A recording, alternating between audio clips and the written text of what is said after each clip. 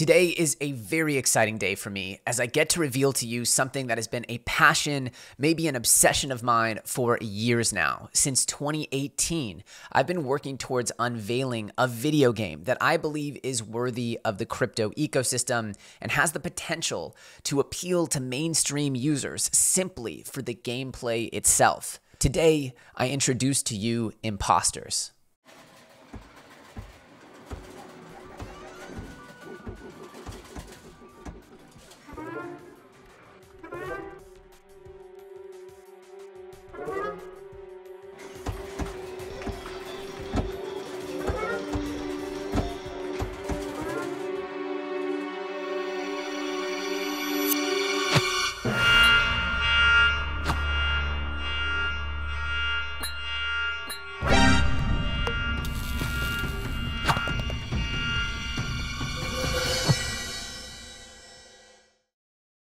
So at this point, you're probably wondering, what is Impostors? And that is certainly a common question out there. So today we're going to go through everything, what this game is, what the stage of development it's at, what people can look and touch and feel right now, and of course, what people will have the chance to mint in a few weeks from now. The point of this video is to encapsulate everything about the project, to explain the launch strategy, to go through the story of how we got here, and even address some of the FUD out there head on so that you guys can understand completely what the project has been thinking with the launch strategy.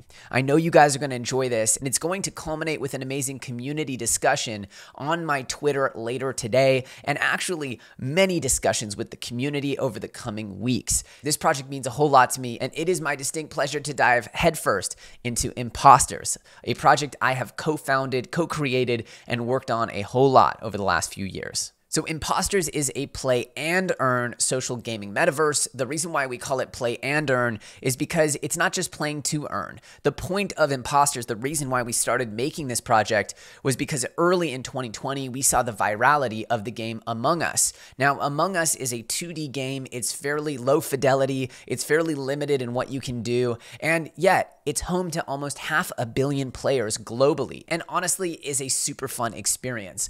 After building an arena battler, which is pictured right here, you can see that we had abilities, PvP, there was team-based, ability-based battles going on here. I actually did all of the animations for this game. I used the particles that we found on the marketplace, integrated them into ability sets, created the map, everything. I put so many hours into this game that you're seeing right here, and yet in the end, despite us feeling like we had a really cool aesthetic, maybe debatably a bit too furry-esque, the reality is that we realized that this game was just simply not going to compete with the big boys out there, the Overwatch, the Smite, the type of PvP team-based arena battlers out there. And in our opinion, for a crypto game to truly work, it needs to be better than what's out there. Thus, the Impostors project was born in early 2020, and we cast aside the earlier game project in pursuit of a simpler, more effective, more likely to be a mainstream hit game. Games don't have to be overly complex to be fun,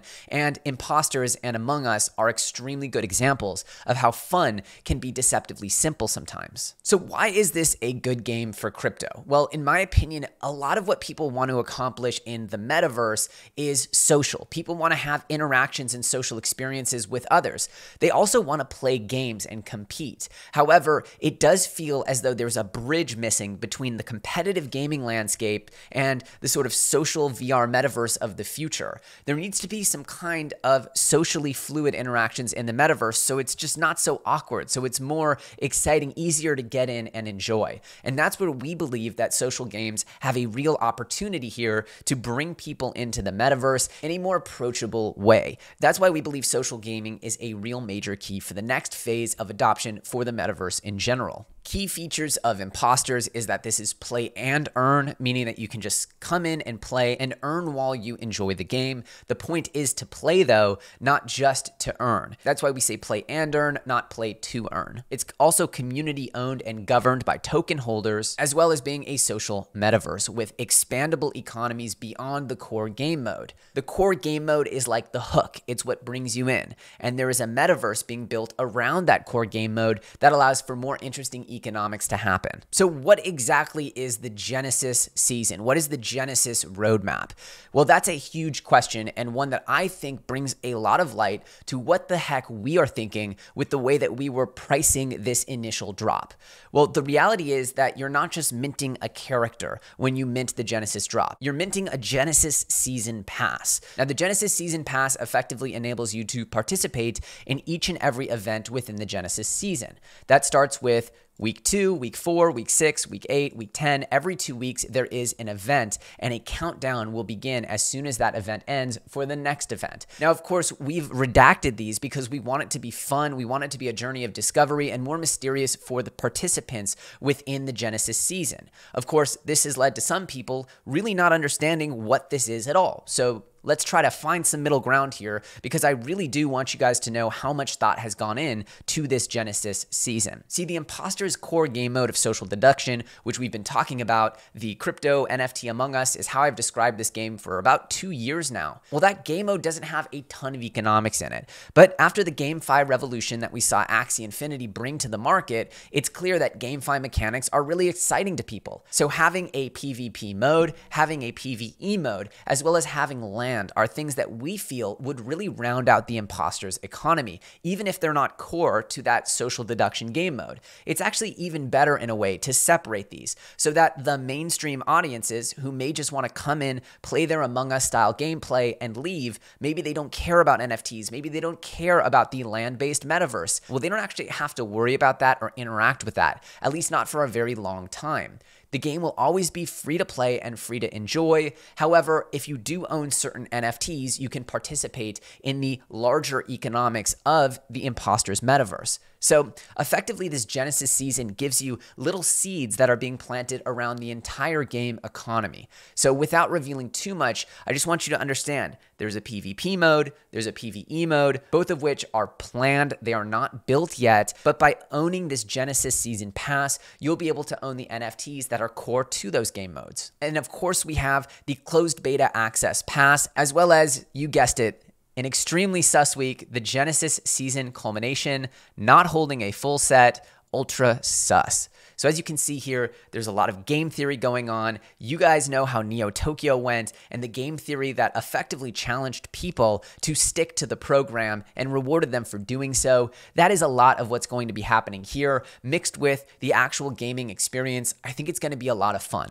There's a lot of thought that has gone into the Genesis season, and so I want to make sure that people understand this isn't just a PFP, this isn't just a JPEG, this is an access token to an entire season of events. Now, once we refine the core gameplay loop with these Genesis minters, we're also going to plan some very cheap items for the future. Those very cheap items will also allow a very different quality, a very different type of access to the play and earn economy, but access nonetheless. And as we refine the gameplay loop with the closed beta community, making memories, having fun, and perfecting the game loop so that it really holds users and has them craving for their next game, that's when we'll open up to a full beta launch. That's when we'll trigger full marketing with streamers and stuff like that. But the point is, you don't want to dump a few million people into a game unless you're very confident that a high number of them will remain and play long term. Again, a multiplayer game like this is judged by the amount of concurrent players it has. That is the goal, is to have the maximum amount of people playing at the same time. So you really want to make sure you hold people once you have them in the game. We also have planned for the future a map maker allowing for users to create their own maps within the game, as well as a game mode maker,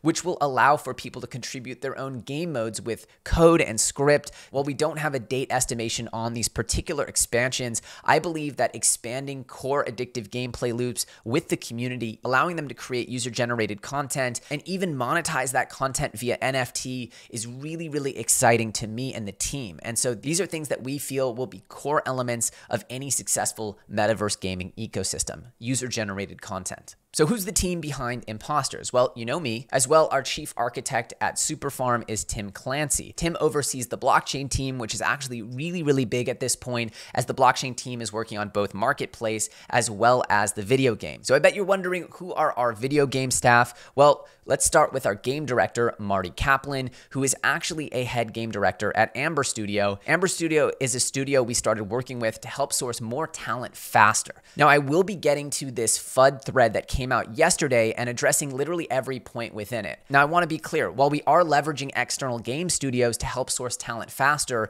this is not an external project. I wake up each and every day at 8 a.m. to micromanage the deliveries and schedules from each and every developer within our organization through department heads, and very much so, a game is not something like a microwavable pizza you can just put in and get a game out at the end. If you want something with personality, with heart, with soul, you need to be touching it yourself and putting love into it. There's just no substitute for that attention. So while Amber does have offices all around the world, they are really experts at sourcing talent and helping staff up game studios, and Marty has helped play orchestrator for these developers. So yes, we are leveraging external game studios. No, this is not a set it and forget it, send it offshore, pay some de minimis amount of money, and get back some kind of templated game. That's not what this is. This has been a daily grind with a ton of talented developers around the world, and the team keeps expanding each and every month. Team members have worked on projects like Roblox, Far Cry, Trover Saves the Universe, Gears of War, Bard's Tale, Squad, Amazon Engine, and Pixar. Now, for those wondering how to play Impostors,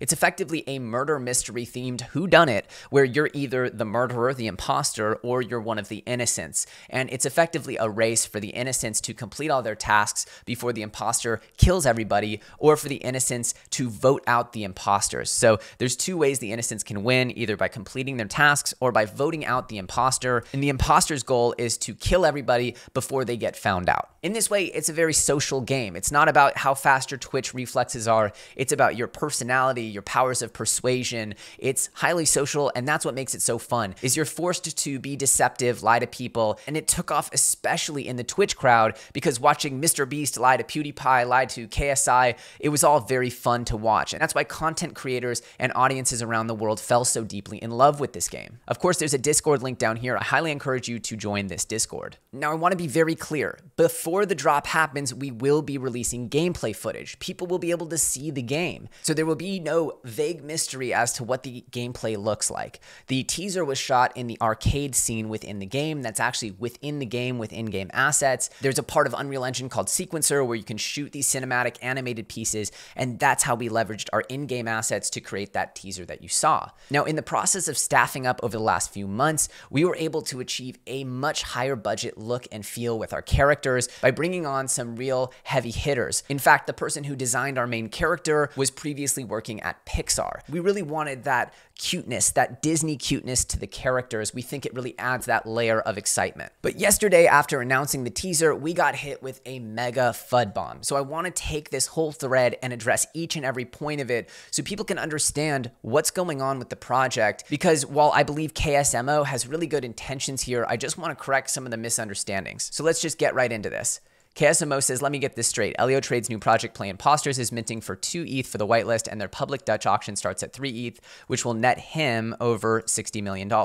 Now, to be clear, I'm not netting anything. This is going to the development company I'm an employee of. The overall burn for the development company between marketplace and games is about $500,000 a month right now, and the games alone constitute about $300,000 of that. And as we get through this drop, the intention is to expand those numbers slightly to be between $500,000 and $1 million per month. So keep that in mind as we go through this drop and really pull apart the economics. Now, KSMO here includes the fact that we are taking in the whitelist, which we anticipate to be anywhere from 40 or 50 up to 70% of the total supply of items.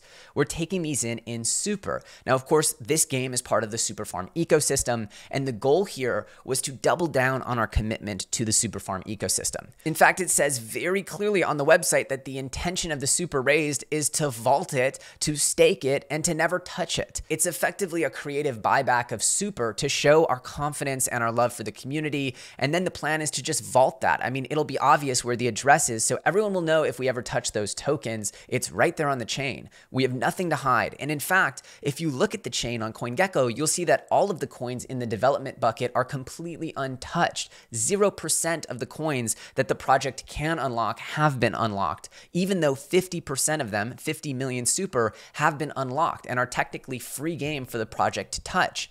This is because the project has a firm commitment to its community and wants projects in the market doing their thing, growing the excitement of the community, and through pushing products out, through building real revenue through real products, the project does not need to touch its tokens like so many other ecosystems do. Now, I want to talk about the other point, which is the Dutch auction. Yes, it will start at 3 ETH, but it actually has no floor. The Dutch auction was actually having a resting price of 0, which means that if people don't buy this, it'll literally go to 0. So the potential is if people don't like the price of the whitelist, no one's forcing them to buy. And if you don't like the price of the Dutch auction, it'll go to 0. There is a potential for no money to come in through this sale. Nothing is being forced here. We actually felt like this shows our confidence in the product and the ecosystem we've created by introducing this 3 ETH with no resting price. However, hey, look, we're here to have the conversations around price with you. We just want people to understand what we've built, where we're at, compared to all the other NFT projects in the ecosystem, and what comes next. So we've already talked about this, but no, this is not an external project. Every day I wake up, I've had to micromanage the development process, the teaser, right down to redoing some of the audio effects myself because I wasn't happy enough with the audio editor. I have my personal fingerprints on every single part of this game. Yes, we're using a studio like Amber to help access tons more staff faster, and anyone building games out there will tell you that staffing up is extremely competitive in 2022, given all of the excitement around crypto gaming. So again, he's saying we're selling NFTs for $60 million. Again, let's unwind that again. We were looking at 50 to 70% of the sale coming in super that was never going to be touched. So over $40 million of super that would just be vaulted as a what we considered extreme vote of confidence in the community. And then what was left over would be somewhere between 20 and 30 million. It's hard to say because this is just vague guesstimation based on where the Dutch auction ends. But the reality is that's about what Azuki raised. And Azuki was just a profile pic project, just a JPEG, had not built a game, did not have a massive staff cranking out game assets, gameplay, and code each and every day. We feel that the net of having the same amount of ETH as a project like Azuki is more than fair. But again, we're here to have the conversation with you, and that's what we're going to be doing on Twitter Spaces later today. So now he's saying that I'm being misleading by saying that Impostors is my studio. Yes, it is my studio. It is owned by my studio. We have internal people, internal game devs, a ton of blockchain staff, internal. We have 2 external studios that we use as well to get more access to AAA talent. And that's the path we had to find the most talent. So we pursued that path. But it doesn't mean that we're not involved with this game or that we're just shipping it overseas. And I've never said it cost me $60 million to ship what you're about to see. However, I want you to have an understanding of what the real costs are behind the game development today, where we're headed, and what the money goes to, because it's not going to me. He's saying, do you think all 30 world-class engineers at that studio worked on this game for years? 0 chance. No, I'm telling you that we have 30 world-class engineers now, that we started with a small team, that we've grinded it out on this game for years, and that it's evolved into this amazing studio where we now have world-class talent cranking out and focusing on a simple, fun gameplay loop that has the opportunity to onboard mainstream users. So this is a bit of parsing my words apart to create a gotcha. But again, to me, there's nothing misleading about what we've said. We're articulating what the team is. We're articulating what the story of the project is. And we're setting prices that we believe are accurate to the demand for these assets. Now, I want to be clear. He's saying that the beta isn't even out till phase 2. That's not true. We have beta access pass literally in phase 1. I think he's just misread. Open beta is a term more commonly associated with launch. If you guys remember, early Fortnite days was in early access for years before they actually took that away. That was their way of saying beta. So Fortnite was in open beta for literally like 4 years when it was making billions of dollars. So open beta is really a term for like a launch. So he's saying now that I made this sound like a passionate in-house project when I simply hired an external agency to make a quick, small game using my own influence to build the hype, $60 million. Again, it is a passionate in-house project. I've personally coded some of the game. I literally have daily meetings micromanaging everybody, everything from the actual in-game experience to the code to the teaser, everything. I have my fingerprints on everything. Why do you think you haven't seen videos from me over the last month? I've just been cranking. And again, $60 million not accurate. Over 40 million of that that was going to be vaulted super. So now he makes the claim that there's only one developer working at SuperFarm, and the whole thing is just a massive ruse. I don't know where he gets this conclusion, except for the fact that he just literally doesn't have the data. So this is just blatantly false. I get that he's trying to do the good thing, the right thing, by trying to call out what he sees as an injustice, but this is literally patently false. The actual burn for the company and the amount of employees here is dramatic and expanding very, very rapidly. We're going to bring more and more team members on over time so you can meet them, but the reality is that this is just so far off base. I get that he thinks this might be the case, but to present it as fact when it's really just a vague opinion or suspicion, to me, I think it's pushing it too far. And so he says in the end, it's a blatant cash grab from a person who states that, quote, blockchain games are the future, yet hires an external agency to create a game instead of forming an actual team to create the very future he shills. Nope, the team is formed of studios, internal, external, and everybody's working together. This is a decentralized world. Teams are scattered. All the best talent is all over the world. It's not just a simple, we have an office down the block and everybody shows up at 11 a.m. No, we've sourced talent from across the world since day one, because that's how you build decentralized teams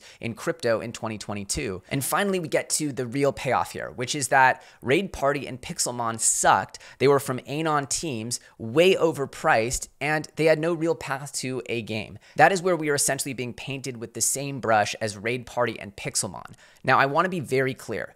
I totally get people being upset about Raid Party and Pixelmon. I would be too. But it's not fair just because those projects sucked to assume that everything in our project is a ruse, a sham, and effectively a lie. Quite frankly, he's calling me an outright liar and a scammer in this thread. Respectfully, I get that he's trying to do a good thing, but it's just not true, and it's not fair to put us in the same bucket just because they sucked. And finally, he says, can you profit? Maybe, but then he attacks me personally because I believed you could get a 3 to 5x in Q4. I'm sure I was the only one saying that a 3 to 5x is possible. I mean, people were talking about $300,000 Bitcoin in Q4, so I don't think that that's the craziest prediction, but regardless, I get it. People are upset about Pixelmon. People are upset about some of the other overpriced mints that didn't go well. Well, we're not the same project, and we'd appreciate at least a fair look at what we've built, what the point of the mint is. And then, of course, let's not go ahead and point fingers where it's completely not factual that I have shipped this overseas and I just sort of sit back here to shill. That is not the case at all. This has been day in and day out work to work on a product that I believe matters. So what comes next? Well, I've poured my heart and soul into this project literally since 2018, even through the failed games, even through all of the setbacks. Now I'm more excited than ever with the biggest staff we've ever had. The gameplay will be something you see before the mint. The closed beta is scheduled. The Genesis season roadmap is packed. And so we're going to have a conversation with the community